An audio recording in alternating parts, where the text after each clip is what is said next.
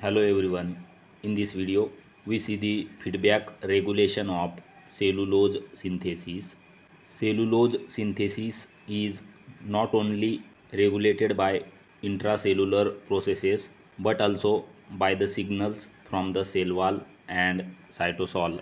Receptor kinases can sense the changes in the cell wall environment, for example, cellulose microfibril deposition, and trigger the signaling pathways that modulate SESA activity. Phosphorylation of SESA subunits by these receptor kinases is one of the mechanism of feedback regulation.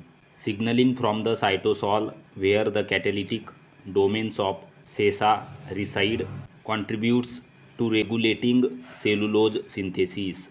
If you like the video, share with your friends and please do subscribe our YouTube channel. Hit the bell icon to get update of latest notification from our channel. Thank you very much.